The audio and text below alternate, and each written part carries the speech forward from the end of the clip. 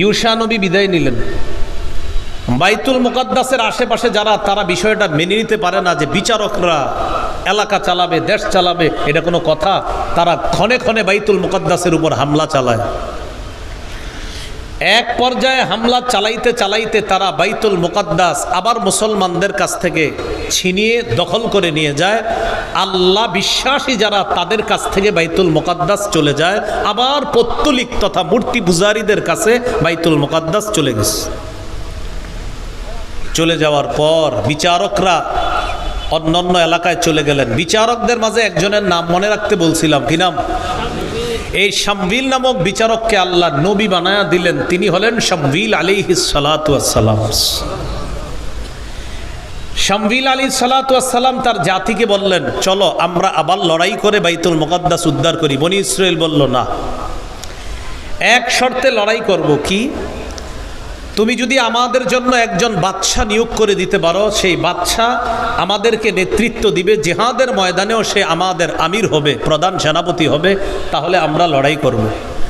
শামবিল নবী আল্লাহর কাছে দোয়া করলেন, আল্লাহ একজন বাদশা নিয়োগ করে দেন, যেই বাদশার অধীনে থেকে তারা লড়াই করবে। আল্লাহ তাআলা নবীর দোয়া কবুল করে একজন বাদশা নিয়োগ করে দিলেন। ওই বাদশার নাম তালুত। বলেন কি নাম? তালুত। তয়াকার লয় রস্যুকার ত, তয়াকার লয় রস্যুকার ত, তালুত। কি নাম? ত আলিফ লাম ওয়াও তা, তালুত। তালুতকে বাদশা নিয়োগ করার পর বনি ইসরাইলকে শামবিল নবী বললেন, আল্লাহ তাআলা তোমাদের জন্য এই তালুতকে বাদশা বানিয়েছে। বনি ইসরাইল বলল, তালুত আবার কে? তোমরা না বললা একজন বাদশা বানাইতে? তালুত সে বাদশা। বাদশা বানাইতে বলছি বললে তালুত বা যারে মন চায় তারে বানাইলে হবে নাকি? কেন? আন্না ইয়াকুনু লাহুল মুলকু আলাইনা, সে আমাদের উপর কিভাবে রাজত্ব করবে? ওয়া নাহনু আহাক্কু বিল মুলকি মিনহু ওয়া লাম ইউতা সাআতাম মিনাল মাল, আমরা রাজত্বের বেশি হকদার। রাজা বাদশা বানাইলে আমাদের কাউরে বানাইতো, কারে না কারে বাদশা বানায় দিলে হবে নাকি?